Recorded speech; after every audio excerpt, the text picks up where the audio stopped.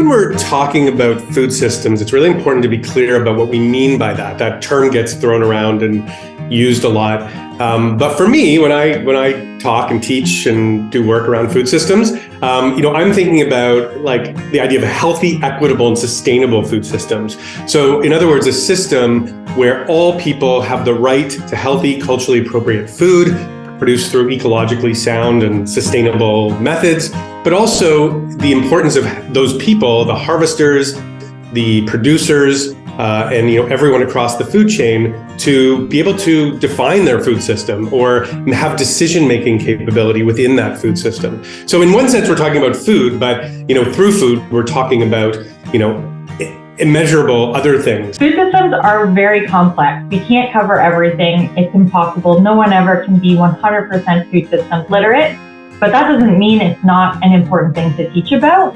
And everyone should have sort of a high level understanding or conceptual base of what a food system is. Yeah, I think food system education is very important because knowing where your food comes from really gives you an understanding and a sense of how to connect with the land, how to connect with your body, and how to connect with your community. It's important to integrate Indigenous food systems because Indigenous peoples are the original caretakers and still taking care of the land today. Our original systems really worked with the land and the ecosystem to protect, to revitalize, feed into community, but also earth. There are a number of students who have never eaten food that they have grown themselves. They've never had that joy of seeing a seed go into germination and begin to grow. And I think that's part of the magic that exists in our world. When we are disconnected from ourselves and the land, then it leads to various different issues.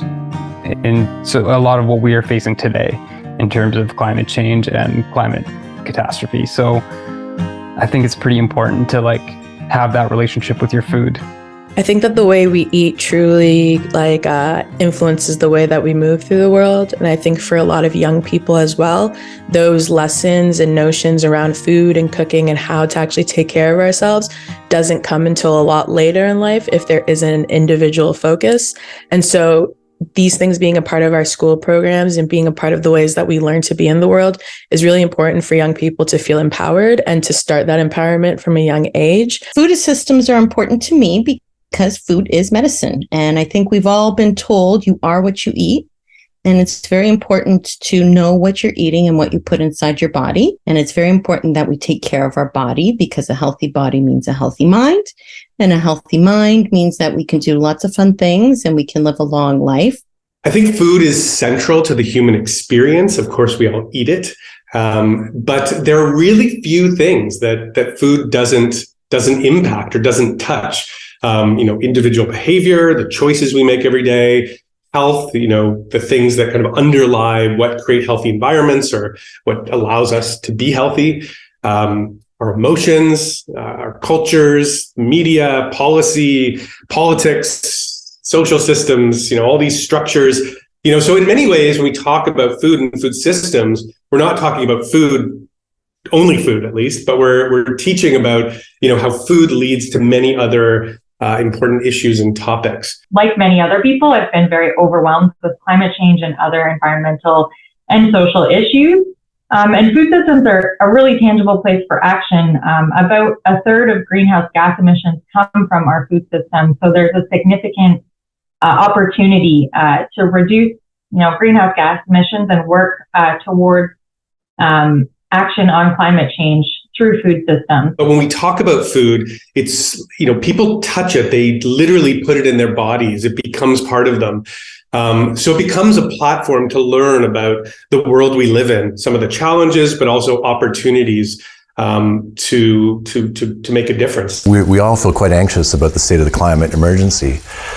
The best way to deal with anxiety is to empower someone to do something about it. And growing food locally and in season and things that are more traditional and indigenous to the land enables us to live a little bit more independently and not be so dependent on food systems that are far away. And then, if something happens, we can sustain ourselves And I think that's the most important thing, is to be self-sufficient and sustaining. Through the foods that we choose to eat as individuals, it's one of the most powerful tools that we have in terms of how we impact our community, because the choices we all make individually with foods impact not only our own health, but impact the local economy. They impact health at a community level. They impact just engagement and connection with community.